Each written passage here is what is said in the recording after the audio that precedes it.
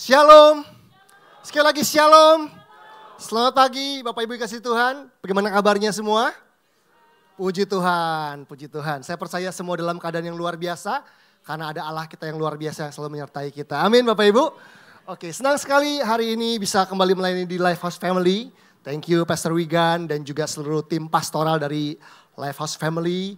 Dan saya mendengar bahwa bulan ini di gereja ini Bapak Ibu semua sedang diajar tentang community atau tentang komunitas. Beberapa minggu yang lalu Pastor Wigan sudah membahas tentang growing community. Bagaimana orang-orang percaya ada di dalam komunitas bukan hanya untuk terdaftar, bukan hanya untuk hadir, tapi juga terlibat, berkontribusi, diaktifkan, dimaksimalkan supaya jadi berkat buat komunitasnya, keluarganya, bahkan buat generasi ini. Amin. Dan saya diberi topik hari ini diminta untuk membahas tentang hal-hal terlarang yang tidak boleh ada dalam komunitas. Wah, ini PR-nya lumayan luar biasa ini Bapak Ibu ya. Yang jelas tidak boleh ada obat terlarang gitu ya. Cinta terlarang itu nggak boleh ada di dalam komunitas. Tetapi saya coba menggumuli beberapa topik ini dan saya menentukan, coba memilih bahwa hari ini saya ingin membahas satu topik yang saya yakin ini nggak boleh ada dalam komunitas, tetapi juga perlu dalam komunitas. Jadi hal yang sama sangat perlu dalam komunitas harus ada. Tetapi kalau ini salah dan disalahgunakan, ini nggak boleh ada dalam komunitas. Hari ini saya ingin membahas tentang communication. Bolehkah sama-sama katakan dengan saya communication? Sekali lagi, communication. Bapak Ibu kasih Tuhan, communication adalah elemen yang sangat penting dalam komunitas. Di dalam komunitas itu pasti ada interaksi, ada komunikasi. Kalau di dalam komunitas tidak ada komunikasi, itu bukan komunitas namanya, pertunjukan namanya. Itu sebabnya tidak semua gereja yang memakai nama community di belakangnya, betul-betul ada esensi dan DNA komunitas. Nah, kita perlu tahu bahwa communication itu adalah hal yang mendasar dan sangat esensi dalam sebuah community. Kalau Bapak Ibu pernah mendengar istilah the power of communication, gitu ya, the power of communication. Bahwa communication yang efektif, komunikasi yang baik akan menghasilkan power, kuasa, kekuatan.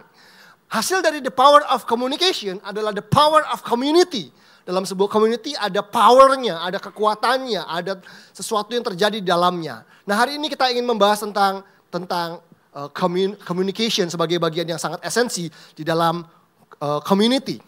Bapak Ibu kasih Tuhan, sadarkah kita bahwa communication is the basic of life. Communication adalah fondasi kehidupan. Itu sebabnya orang yang tidak mampu berkomunikasi dengan baik dalam hidupnya, dalam dirinya, dalam pernikahannya, dalam pekerjaannya, dia tidak akan bisa berkomunitas dengan baik siapapun. Karena komunitas itu ada di mana-mana.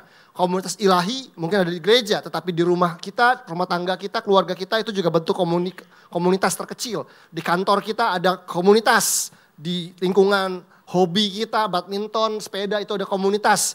Orang yang tidak mampu berkomunikasi dengan baik, tidak akan mampu berkomunitas dengan baik. Itu sebabnya kita perlu belajar berkomunikasi dengan baik, karena komunikasi kita itu menentukan kemenangan-kemenangan kita, sekaligus menentukan kekalahan-kekalahan kita, Bapak Ibu yang kasih Tuhan. Karena itu kita nggak ingin ada berkat Tuhan yang terhalang, kemajuan kita terhalang, pemulihan kita terhambat, karena kita nggak mampu berkomunikasi dengan baik. Saya suka gemes ketika menemukan kadang-kadang ada orang Kristen yang ketika kita layani, kita mentorin, kita konselingin, kita muridkan. Kita melihat hidupnya kayaknya hidup itu sebetulnya sangat dekat dengan mujizat. Sangat dekat, ini mujizatnya udah dekat nih gitu ya. Tapi gak terjadi begitu. Ada orang-orang yang hidupnya sangat dekat dengan pemulihan, sangat dekat dengan terobosan. Tapi gak terjadi, kenapa ya Tuhan? Padahal kayaknya dekat banget sama mujizat, sama pemulihan dan sebagainya. Seringkali faktor penting yang seringkali terabaikan adalah karena orang tersebut tidak berkomunikasi dengan baik. Tidak mampu berkomunikasi dengan baik dengan sekitarnya, orang-orang sekelilingnya. Sehingga pemulihan, terobosan, kemenangan, mujizat itu terhambat dalam kehidupannya.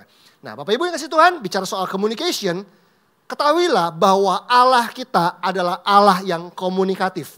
Sekali lagi, Allah kita adalah pribadi yang sangat komunikatif. Itu sebabnya kita menemukan di dalam Alkitab Allah adalah Allah yang berbicara kepada kita.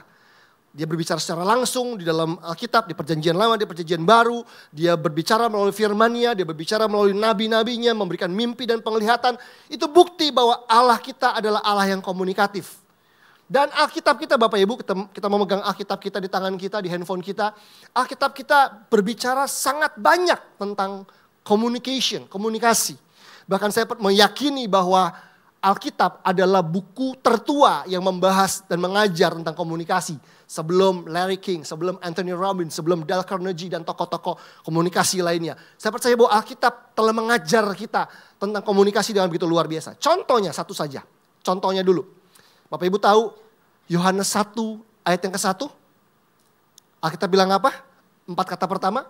Pada mulanya ialah firman, betul? Pada mulanya ialah firman. Pada mulanya ialah apa? Firman. Firman dalam bahasa Inggrisnya dikatakan the word. The word itu artinya perkataan-perkataan Allah. Pada mulanya ialah firman. Pada mulanya ialah perkataan. Pada mulanya ialah komunikasi. Kan begitu. Artinya firman Tuhan sudah beritahu sebuah prinsip kekal yang berlaku dimanapun. Bahwa ketika kita mau membangun apapun, mulailah dengan komunikasi. Mau bikin gereja memulai dengan komunikasi, mau ajak menikah dimulai dengan komunikasi, mau membangun sebuah bisnis dimulai dengan komunikasi. Itu sebabnya kalau komunikasi buruk, tidak ada yang bisa dibangun, kan begitu. Itu sebabnya komunikasi adalah hal yang sangat penting, Bapak Ibu kasih Tuhan. Bicara soal kekristenan, hidup Kristen kita. Christianity is all about communication. Christianity atau segala hal di dalam kekristenan itu berhubungan dengan komunikasi. Contohnya misalnya, counseling. Bapak Ibu pernah dengar pelayanan counseling? Itu apa? Komunikasi. Kalau orangnya nggak mau ngomong, kita nggak dapat apa-apa. Kita nggak bisa bantu apa-apa konselornya kan. Counseling itu komunikasi. Evangelism, penginjilan. Nggak ada orang nginjil cuma kedip-kedip doang begitu orang terima Yesus gitu kan. Harus diajak ngobrol, diberitakan Injil. Evangelism, teaching, pengajaran. Itu tentang komunikasi, bagaimana orang mengajar dengan sistematis, dengan jelas dan sebagainya. Meeting, yang hobi meeting, yang hobi rapat dan sebagainya, itu ada komunikasi. Kalau komunikasinya nggak baik, meetingnya bubar, tegang dan sebagainya. Leadership, kepemimpinan itu perlu komunikasi. Pemimpin perlu mendengarkan, pemimpin perlu bisa mengkomunikasikan visi dan sebagainya. Parenting, Bapak Ibu mendidik anak perlu apa? Komunikasi, it's all about communication. Menjadi teladan itu apa? Atau Anda menjadi teladan dalam banyak hal, Anda sedang mengkomunikasikan firman pada orang lain melalui teladan. Doa, apa itu? Doa. Itu komunikasi, betul nggak? Mendapat mimpi, mendapat nubuatan. Itu komunikasi, Allah berkomunikasi pada kita.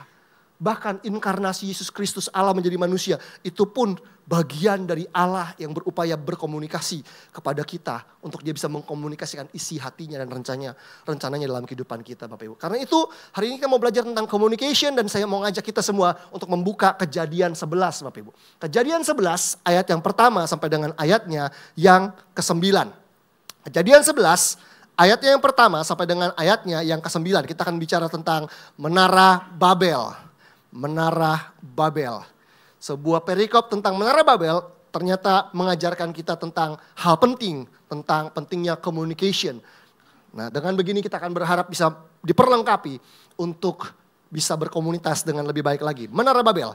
Kejadian 11 ayat yang pertama sampai dengan ayatnya yang ke-9.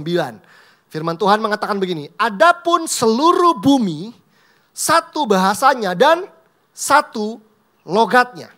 Bapak Ibu yang kasih Tuhan, Alkitab mengatakan pada waktu itu seluruh bumi satu bahasanya. Apa itu bahasa?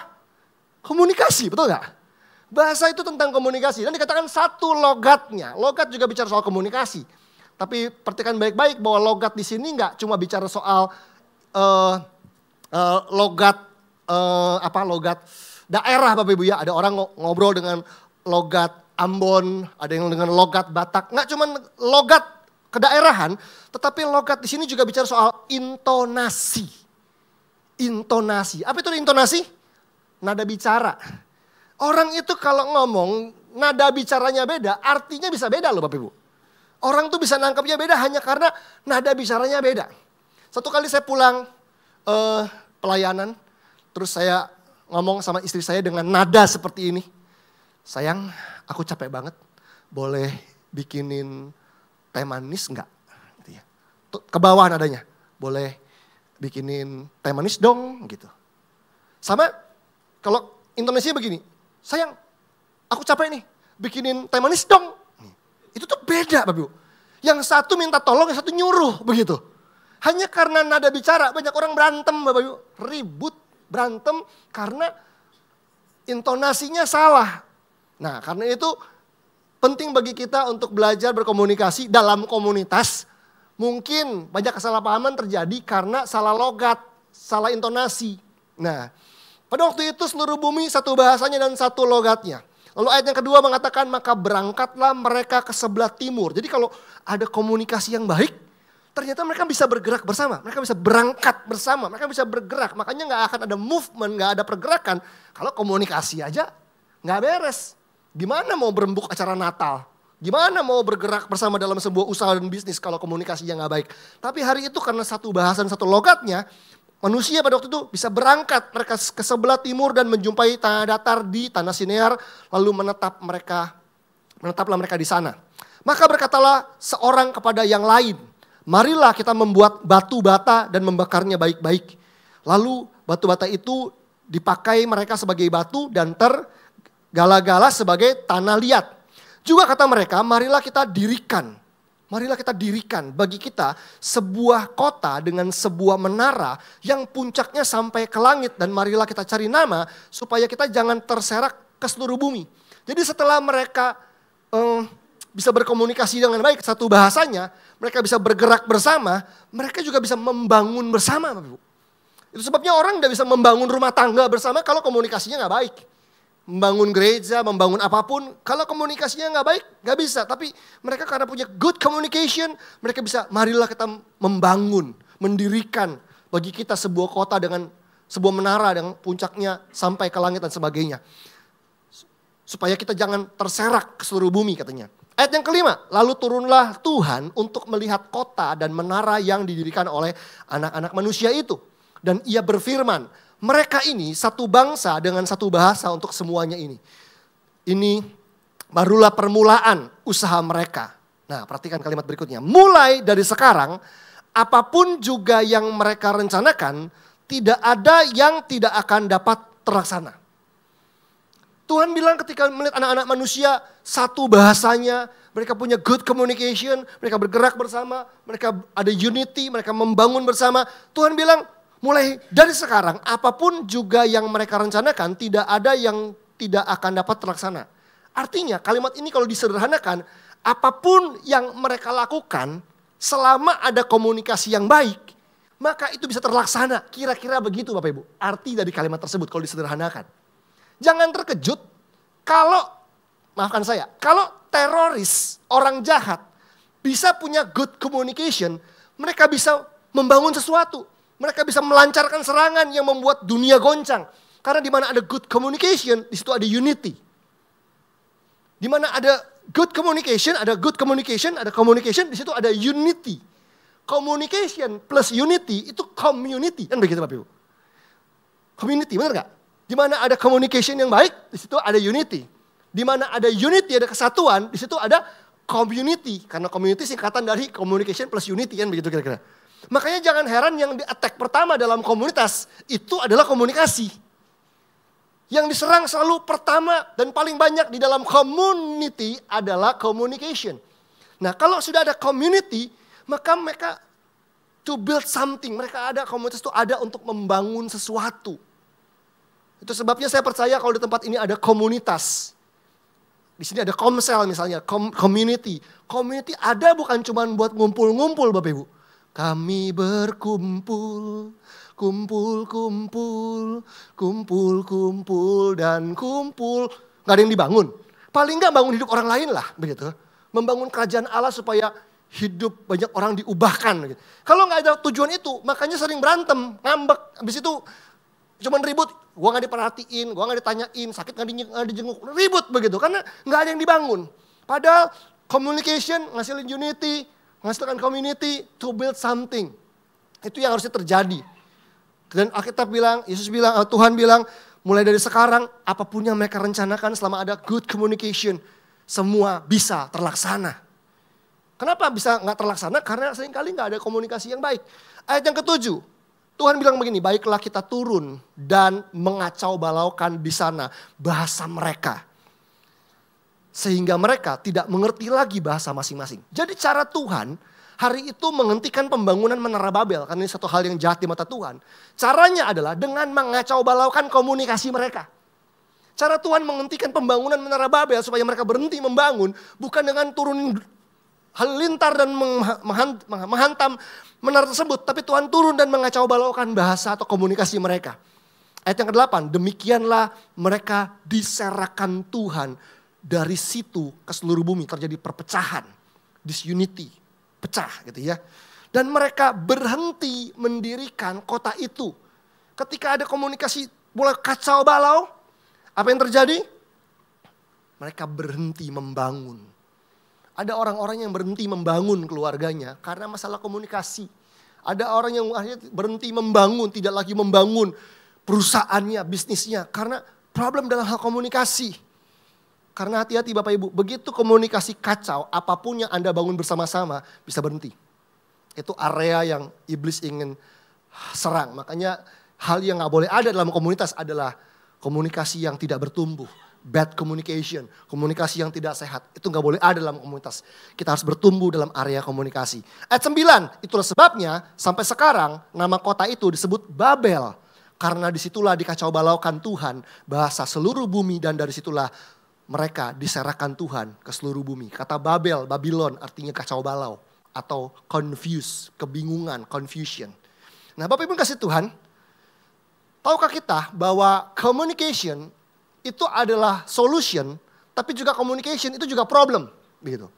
Jadi komunikasi yang baik, good communication, itu akan menghasilkan solusi di hidup kita. Apapun masalah kita, di mana ada komunikasi yang baik, kita bisa menemukan solusi. Tapi komunikasi yang buruk, yang jelek, itu akan menghasilkan problem.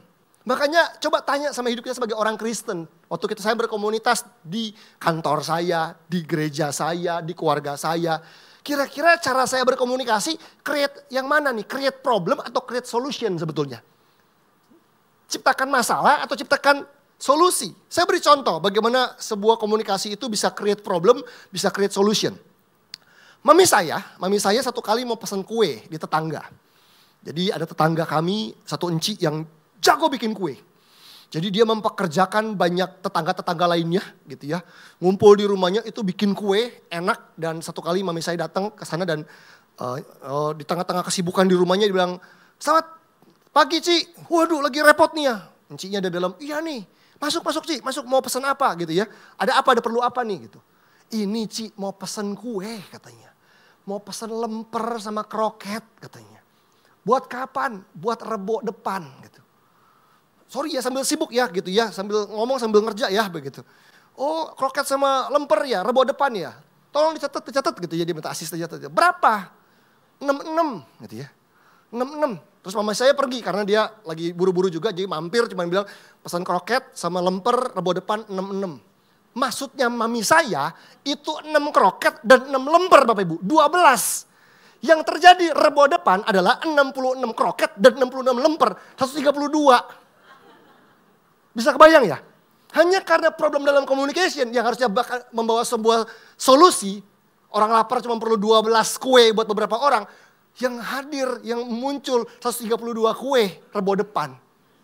Cuman gara-gara 6 doang tuh kata itu gitu. Nah dari sini kayaknya senyum-senyum, kayaknya sering-sering salah paham nih kayaknya gitu kan. Ya monggo Bapak Ibu diperbaiki. Karena seringkali problem muncul hal gini-gini kan. Miskom kayak begini kan. Ada seorang bapak pulang kerja sore-sore. Jalan kaki lah, lewat komplek gak bawa mobil, jalan kaki biar sehat sore-sore gitu. Dia lihat tetangganya gitu ya, rumahnya di klaster gitu gak ada pagar gitu. Lagi bergulat dengan mesin cuci gitu. Kok masih bagus mesin cucinya, wah baru beli nih gitu. Mau dimasukin kayaknya nyangkut gitu. "Pak, nyangkut ya?" Tanya dari luar kan teriakin gitu. "Iya nih nyangkut, saya bantuin ya." "Ya hitungan ketiga ya, 1, 2, 3. Itu yang di luar dorong. Gitu ya. 1, 2, 3. Setengah jam sampai keringetan Bapak Ibu. Sampai bentar. Waduh kok nyangkut begini sih, gimana nih? Waduh bentar istirahat dulu. Ternyata susah juga ya masukin mesin cuci. Kata yang bantuin kan. Yang di dalam bilang, "Hah?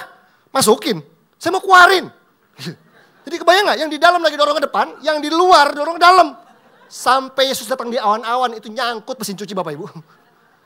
Simple kan, padahal kalau koordinasinya jelas gitu Pak, mau dimasukin atau dikeluarin, masukin, clear kan, clear loh.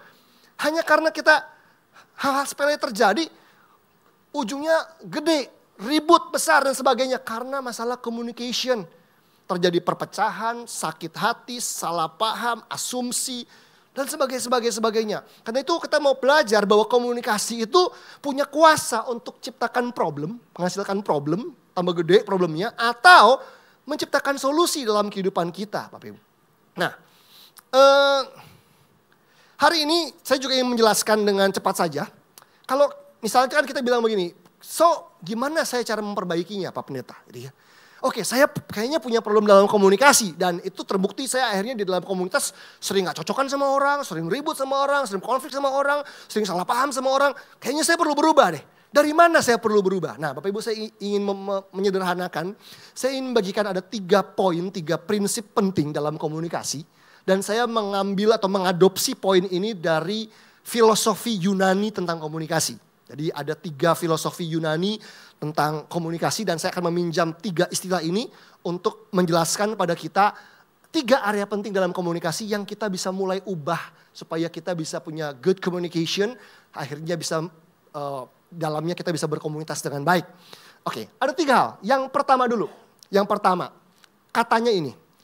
Kata yang pertama yang perlu kita tahu tentang komunikasi adalah ethos Bapak Ibu. Ethos, E-T-H-O-S. Ethos, dari kata ethos muncul kata etika gitu ya, etik dan sebagainya ya. Ethos. Apa itu ethos gitu ya? Ethos itu kira-kira begini gambarannya.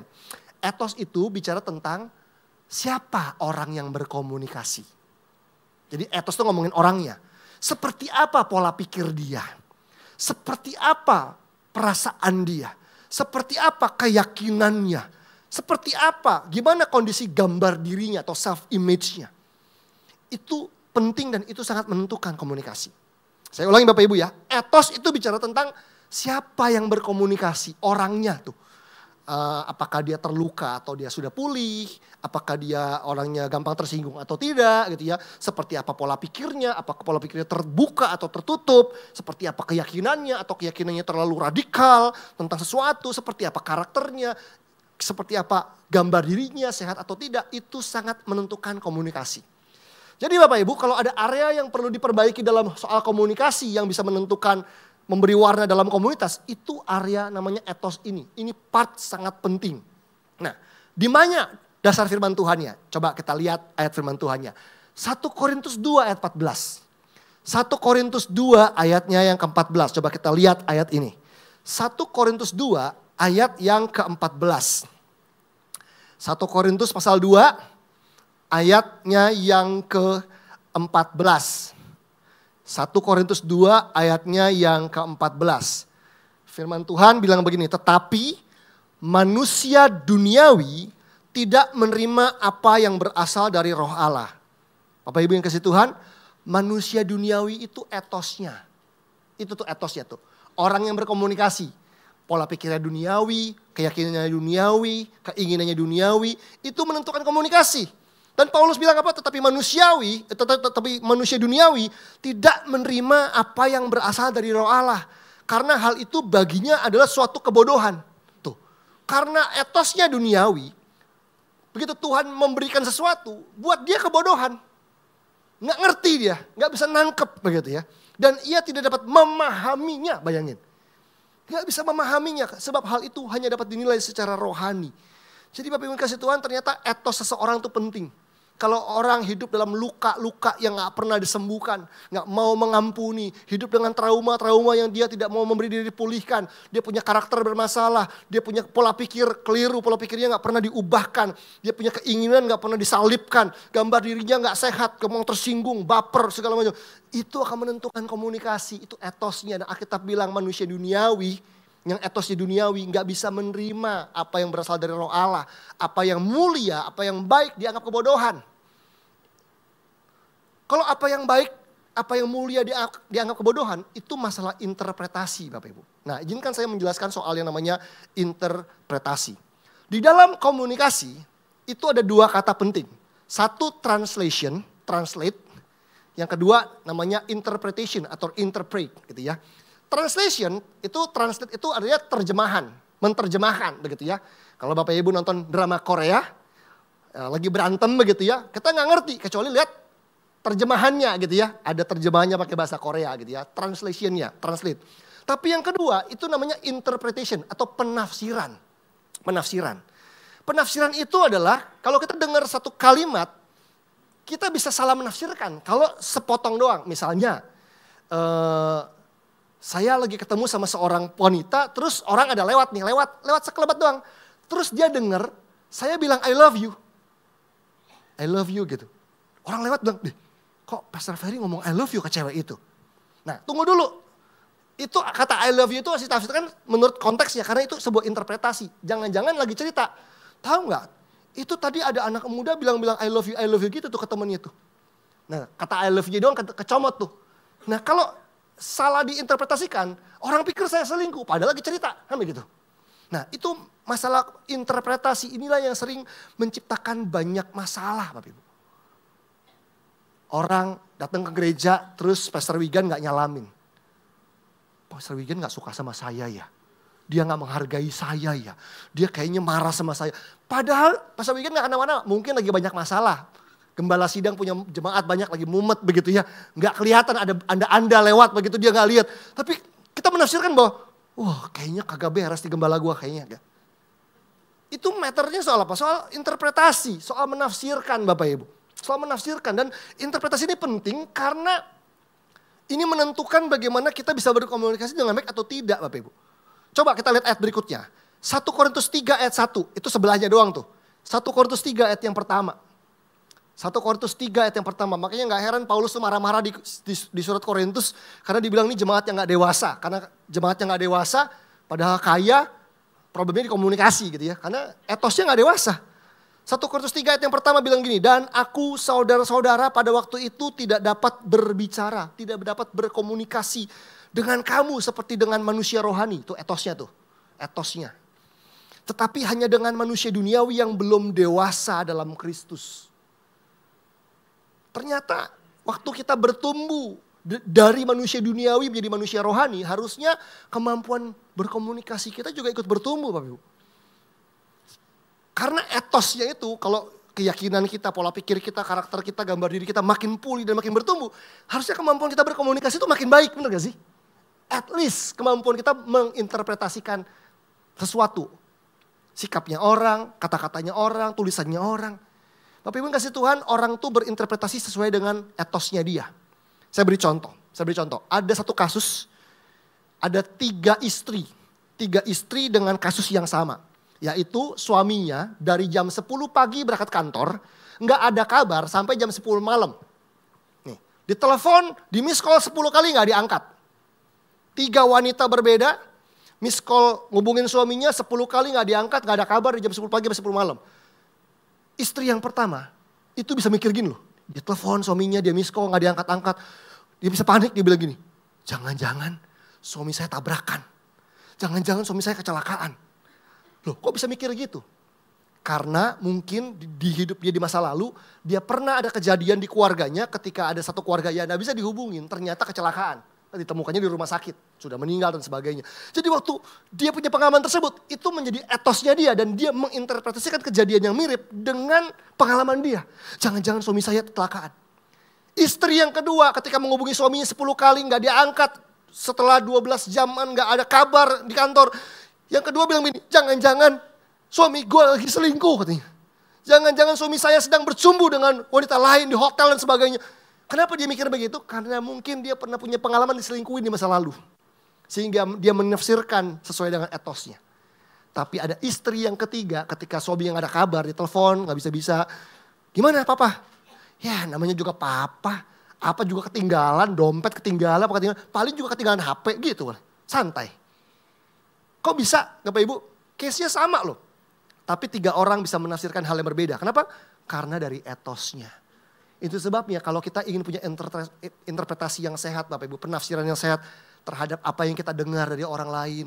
Itu perlu hidup yang terus-menerus dipulihkan, katakan amin. Apalagi Bapak Ibu atau teman-teman pelayanan ya, teman-teman pelayan Tuhan yang hobi berkomunikasi via WhatsApp, via sosmed. Kenapa? Itu gak ada intonasinya. Itu tulisan, kita gak tahu orang lagi marah, orang lagi apa. Kepencet tombol caps lock, semua gede semua. Lagi emosi nih, kok marah sama gue. Padahal gak sengaja kepencet. Saya pernah satu kali hari Minggu gitu ya, pergi ke gereja pagi-pagi sama istri saya, sama anak saya. Istri saya sering ngingetin saya, kalau lagi nyetir, itu jangan sering-sering lihat HP gitu kan. Nah kadang-kadang saya bosan lagi nyetir, saya suka ngintip-ngintip HP kan begitu ya. Yaudah jadi saya karena diingetin ya saya gak buka HP, begitu lampu merah, daripada nunggu, saya buka HP gitu. Cuma gak lama-lama cepet aja begitu saya lihat. Ternyata ada salah satu pengerja kami yang chat ke saya urusan perjamuan kudus gitu. Hosti sama anggur begitu. Dia nanya apa saya lupa. Nah saya tuh jawab dengan cepat karena lampu merah kan. Itu saya dimarahin istri saya banyak megang HP. Saya cuma jawab OK enter gitu. OK enter gitu. Nah itu tuh bukan gaya saya Bapak Ibu. Saya itu kalau ngechat itu rame gitu ya. Panjang, wah, terus ada emoticon, wah seru pokoknya. Nah hari itu saya cuma oke enter gitu. Sampai gereja itu wanita gitu ya, itu ibu gitu datengin istri saya dia nanya gini. Ci, kok Ferry tuh marah ya sama saya? Saya bingung, hah? Kenapa emangnya ibu bikin salah apa suami saya gitu dia marah? Nggak tahu, saya cuma nanya soal perjamuan kudus. Tadi pagi saya chat, dia jawabnya dia marah kayaknya. Tahu dari mana dia marah? Pendek jawaban WhatsApp-nya. Biasanya panjang, ini cuma oka doang. Oh bukan marah, lagi lampu merah katanya begitu. Bayangin gak? Urusan WhatsApp aja orang bisa misinterpretation. Nah ini kan sering terjadi di antara kita Bapak Ibu. Di grup pemusik, gereja gitu kan, di grup ketua sel leader, wah orang ngomong apa, posting apa, jawab apa, ribut. Karena itu kalau kita membaca di kolom chat, tolong bacanya dengan bijak, dengan etos yang baik. Yang mau ngetik juga sama. Kalau ngetik mikirin orang lain, kira-kira kalau saya ngetik begini orang tuh ngertinya apa. Jadi saling Bapak Ibu, saling pengertian, amin. Supaya gak salah tangkap, karena ingat di WhatsApp itu gak ada intonasinya. Orang lain gak tahu Anda lagi marah atau Anda lagi happy. Ini kalimat nih polos doang, cuma tulisan. Makanya perlu dijelaskan dengan baik bahwa ini artinya apa gitu. Itu yang pertama Bapak Ibu ya, ini soal interpretasi, etos itu menentukan. Jadi kalau mau komunikasi baik, start dari sini nih. Kita harus bertumbuh di dalam kehidupan rohani kita. Yang kedua Bapak Ibu, kata yang kedua selain etos adalah logos. Logos itu intinya bicara soal isi pesan yang ingin disampaikan. Isi pesan yang ingin dikomunikasikan. Jadi orang kalau mau komunikasi yang pertama etosnya penting. Yang kedua selain orangnya penting, isinya juga penting. Isi ini ngomongin apa sih? Gini Bapak Ibu, orang tuh kalau ada perbedaan antara ngomong sama berkomunikasi. Orang ngomong itu gak ada tujuannya, ngomong. Tapi yang namanya komunikasi itu ada tujuannya. Ketemuan yuk, saya mau ngomong. Harus punya tujuan, saya mau ngobrol nih, mau kasih informasi, mau negur dia, mau minta tolong. Nah, seringkali kita tuh gak clear dengan tujuan. Makanya kalau tujuannya gak clear, isinya juga jadi gak clear. Karena kita gak ngerti tujuannya apa dalam berkomunikasi. Nah karena itu saran saya Bapak Ibu, nasihat saya buat kita semua adalah hindarilah pakai bahasa kode. Kadang kita pengen sesuatu sama orang lain, entah sesama saudara seiman, misalnya ya pengen nebeng nih pulang nih nggak bawa mobil gitu ya, pengen nebeng kan gitu, nggak usah pakai kode gitu kan, mobil saya lagi masuk bengkel sih, gitu. Iya mobil saya tuh lagi ini saya naik angkot sih gitu. Kadang-kadang orang tuh nggak mudeng Bapak Ibu, mungkin karena banyak masalah gitu ya, nggak nangkap terus dia nggak nawarin Anda nebeng begitu ya, terus Anda sakit hati, pelit dasar gitu. Lu gak pernah katain pelit, dia gak paham begitu. Orang mau diajak makan gak bawa duit gitu ya. Malu gitu ngomong, ngode-ngode doang. Saya bilang akhirnya di gereja saya, pokoknya gembala Anda gak ngerti bahasa kode, gak usah ngode sama saya. Ngomong aja yang jelas begitu ya. Karena orang sakit hati gara-gara ngode-ngode kita gak paham gitu ya. Kita gak ngerti, makanya komunikasi dengan baik, maunya apa, kasih tahu. Ya kita gak janji kita akan kasih semua yang Anda inginkan, tapi paling gak jelas di kepala kita Anda maunya apa. Gak usah pakai bahasa kode. Gak usah pakai bahasa yang gak jelas. Ada seorang, satu kali di ibadah anak muda Bapak Ibu. Ibadah anak muda bubaran gitu ya, bubaran di ibadah anak muda. Terus ada satu mereka tuh lagi beresin kursi lah. Kursinya ditumpuk-tumpuk lagi buat ibadah besok jadi rapiin gitu ya. Rame-rame begitu. Tiba-tiba ada satu orang, satu anak muda teriak begini, teriak di ruangan. Guys, nanti selesai beresin kursi kita makan nasi goreng di seberang ya. Oke gitu. Semua diajak, yuk makan nasi goreng seberang ya. Habis beresin kursi ya gitu.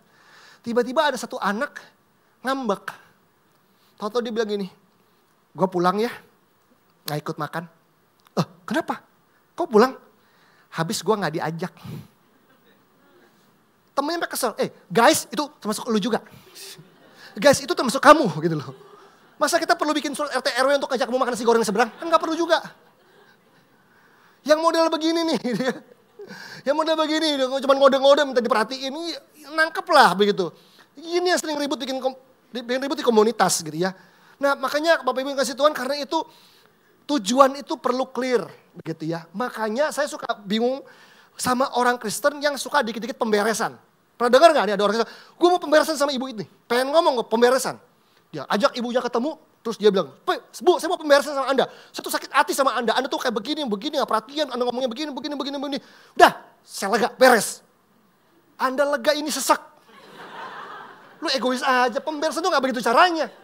Bilang, Bu kok saya ngerasanya begini ya, mungkin saya salah. Ibu mungkin bisa jelasin gak maksudnya, izin dia yang ngomong juga. Jelasin, oh begitu saya minta maaf ya. Begitu loh, enggak, pokoknya kita speak up. Pokoknya ngomong sampai lega. Pokoknya gue ada ganjalan gue ngomong sama suami gue, sampai lega. Anda lega, suami yang gak lega. Suami Anda serangan jantung habis itu. Bukan begitu caranya, tujuannya apa? Saya mau ngomong sama suami saya, supaya apa ya? Tetepin tujuan dulu. Bapak Ibu dalam komunikasi itu perlu clear. Clear, itu yang pertama. Kalau clear, kalau jelas, dia ada understanding. Jadi kalau clear jelas, dia akan orang itu ngerti, ada understanding gitu, ngerti. Jadi kalau clear aja enggak, jangan ngarep dia understand gitu loh, nggak ngerti gitu. Jadi kalau dia clear, komunikasinya clear, dia ada understanding. Kalau ada understanding, orang ngerti, ada influence, orang terpengaruh. Makanya orang kalau lagi jadi sales, jualan begitu kan, kalau dia clear gitu ya, orang ngerti, terpengaruh kan, beli enggak, gesek atau enggak gitu kan. Karena orang ngerti gitu, kalau udah terinfluence, baru ada action. Kalau ada action, baru ada perubahan, ada change. Kita berharap pasangan berubah, kita berharap anak rohani berubah. Ngomong aja gak jelas gitu kan. Maksud kita jelas aja apa, maksud kita aja kita ngomong gak jelas, kita maunya apa. Itu yang menghalangi orang tuh berubah. Logos itu bicara soal pesannya. Tapi yang paling keren ngomongin isi pesan, gak ada yang sekeren firman Tuhan Bapak Ibu. Isi pesan dalam komunikasi yang paling luar biasa itu adalah waktu ada firman di hidup kita Bapak Ibu. Amin. Nah saya gak bilang Anda harus ngutipin ayat ya. Ngomong sama tukang parkir ngutip ayat, ngomong apa. Bukan begitu. Tapi izinkan firman hidup dalam Anda, di dalam kita. Amin. Supaya apa yang keluar itu ada kandungan firmannya. Gak usah ngutip ayat juga gak apa-apa. Anda ngerti soal belas kasihan, Anda ngerti soal merendahkan hati. Itu ngalir kenapa? Karena firman itu udah terembody di dalam kita begitu. Nah saya punya satu pengalaman melihat bagaimana logos ini ya. Kalau itu isinya firman di dalam kita, komunikasi kita firman itu powerful. Satu kali ada seorang wanita itu minta konseling sama istri saya. Waktu itu anak saya masih kecil banget, baru umur setahunan begitu ya. Jadi kita pergi ke mall, kita makan di sebuah restoran. Jadi istri saya, terus anak kami, jadi saya temenin anak saya sambil main di meja itu. Terus perempuan ini ngobrol lah sama istri saya, konseling lah begitu. Perempuan ini orang berada, orang sukses begitu ya, orang karir lah begitu ya. Terus dia cerita masalah dia. Intinya wanita ini punya problem kurang lebih 13 tahun. Dia bergumul dengan sebuah masalah yang saya sulit ceritakan di sini. Pokoknya masalahnya itu udah bikin dia sampai kena isu kesehatan mental, tapi udah anxiety, udah overthinking, gak bisa tidur, sampai kena psikosomatis, badannya udah kena berdampak gitu. Dia cerita sama istri saya dengerin sambil nasehatin. Nah saya di satu meja di situ kan, cuman saya gak ikut-ikut. Walaupun satu meja denger juga, tapi saya ngajakin main anak saya biar gak ganggu mamanya gitu kan. Saya udah sambil dengerin begitu. Tiba-tiba saya waktu denger cerita itu, curhatannya, permasalahannya. Tiba-tiba Roh Kudus taruh sesuatu di hati saya. Sebuah jawaban. Waduh, saya kayaknya perlu ngomong nih. Di tengah-tengah obrolan saya angkat tangan. Saya bilang, saya boleh berpendapat enggak? Sedikit aja, saya bilang begitu. Karena saya tadi dengar boleh nggak saya yang ikut ngomong gitu ya. Saya bilang, saya minta maaf kalau ini mungkin nggak menyenangkan buat kamu. Tapi boleh nggak saya sampaikan ini. Jadi saya sampaikan sebuah solusi dari firman Tuhan. A, B, C, D, E, F, G gitu ya. Singkat cerita setelah saya selesai ngomong, ini wanita tersinggung gitu. Tambah sebel gitu. Tambah cembetut mukanya tambah. Gitu kayak tambah hopeless gitu. Saya bilang gini, jangan ditolak dulu. Dipikirin dulu aja. Jadi jangan ditolak mentah-mentah, kamu pikirin dulu aja, kamu doakan. Kalau nanti kamu ngerasa ini oke, ya lakukan aja gitu. Saya cuma ngerasa saya perlu nyampaikan, habis itu ya udah. Anda mau lakukan boleh enggak ya, itu urusan Anda lah gitu. Ya udah saya selesai ngomong, saya ajak anak saya main, ngobrol, didoakan sama istri saya pulang begitu. 3 hari kemudian ini wanita nelfon saya. Saya bingung kok teleponnya saya bukan istri saya ya. Saya angkat dong, atau saya angkat, Shalom, orang Kristen kan, Shalom. Di sana nyapanya begini, gila ya, gila ya. Saya lagi Shalom loh, ini hamba Tuhan loh gitu kan, Shalom gitu, gila ya, suka gitu. Hah, gila apanya gitu. Gue punya masalah 13 tahun lebih.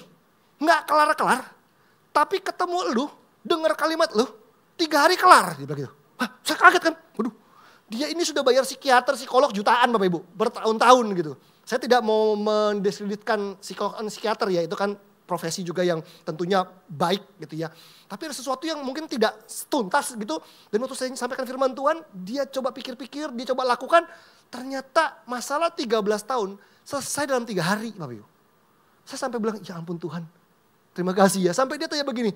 Gini deh, saya perlu bayar berapa sama kamu? Problem saya kelar dalam 3 hari nih. Kamu mau dibayar berapa? Saya bilang, saya gak minta bayaran. Saya cuma nolong kamu aja nyampein firman Tuhan. Selesai. Mau dilakukan boleh gak dilakukan juga gak apa-apa. Begitu. Saya gak minta bayaran. Beneran nih gak minta bayaran? Enggak, saya bilang gak minta bayaran. Kamu hidup aja yang bener sesuai firman Tuhan. Ya itu udah penting, itu udah baik buat saya lah gitu. Bapak Ibu, logos itu penting. Konten komunikasi kita itu penting. Dan yang terakhir Bapak Ibu, yang terakhir itu namanya patos. Patos itu dari kata path, jalan gitu ya.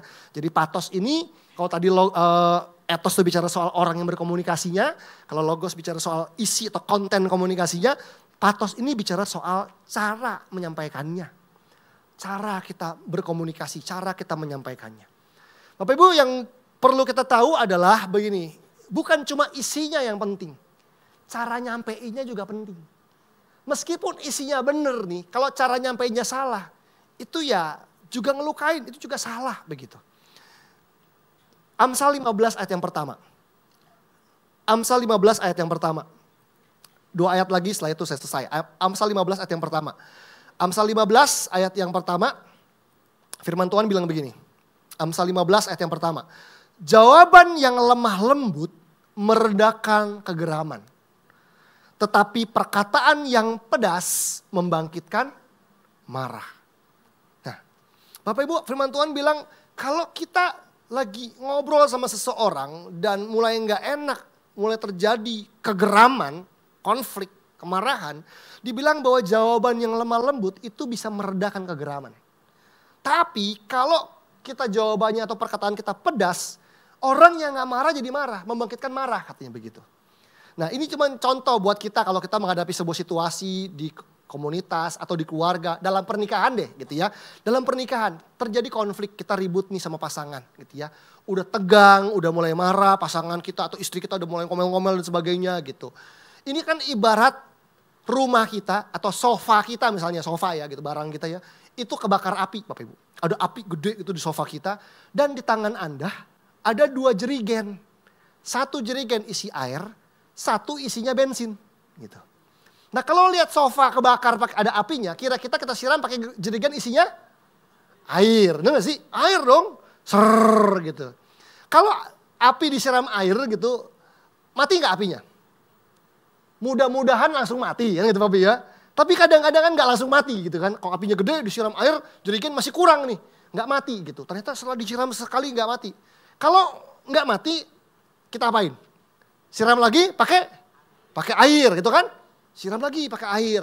Kalau udah 2 kali disiram nggak mati juga. Kita apain? Kita siram lagi pakai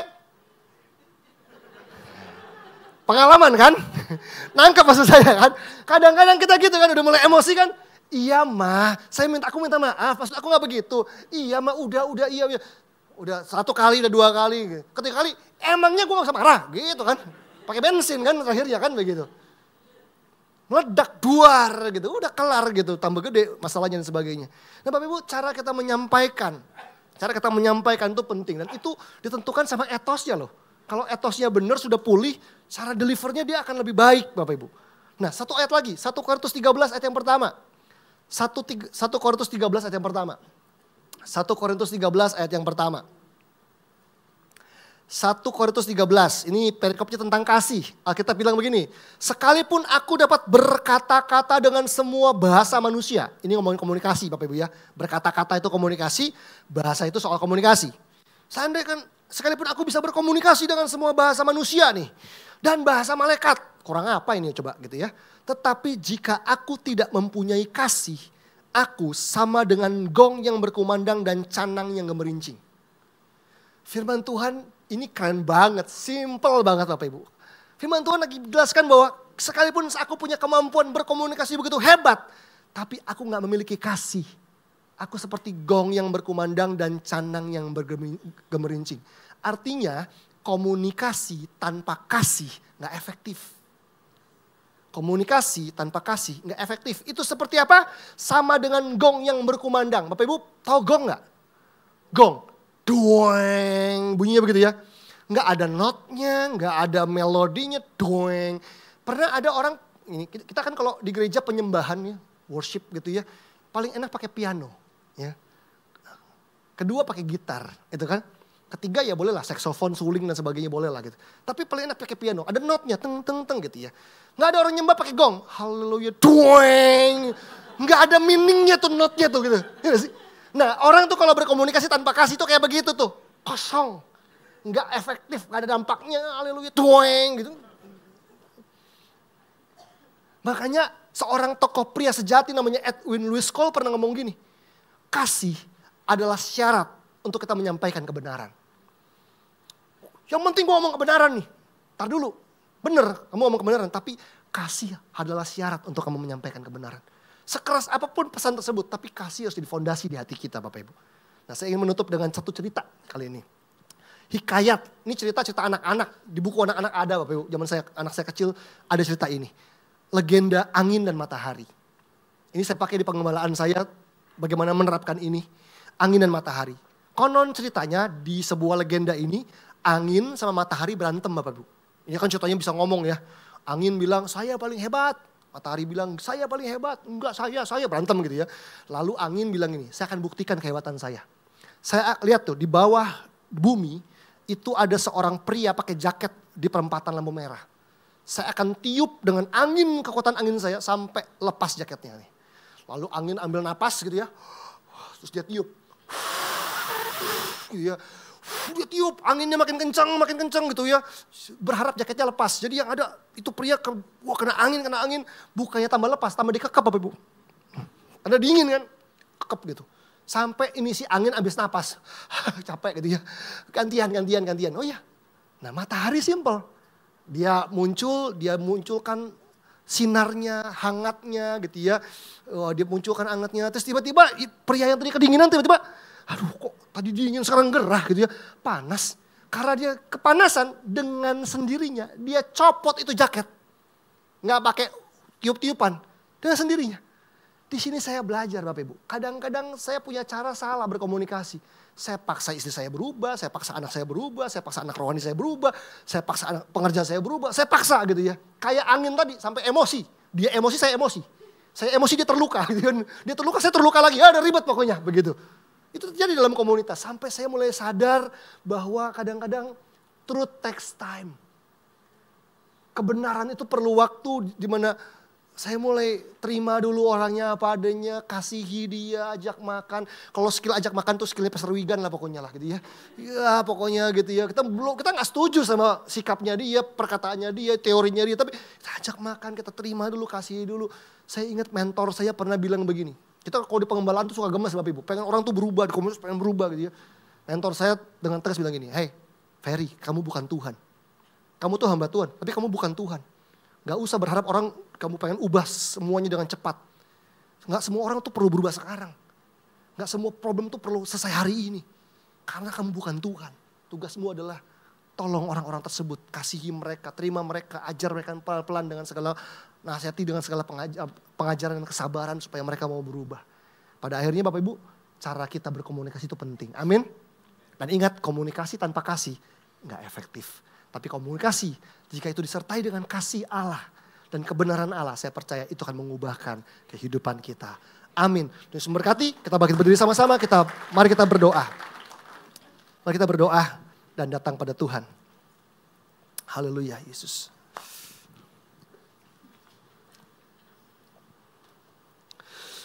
Haleluya. Bapa, terima kasih buat firman-Mu hari ini. Yang mengajar kami, yang juga mengingatkan kami dan juga mungkin menegur kami. Bapa, ampuni kami anak-anak-Mu. Kalau kami seringkali gak bertumbuh di area komunikasi. Tuhan yang percayakan kami sebuah komunitas yang paling kecil namanya keluarga. Ada komunitas lain di tempat kerja kami, di tempat kami menyalurkan hobi, dan juga terutama di gereja ini.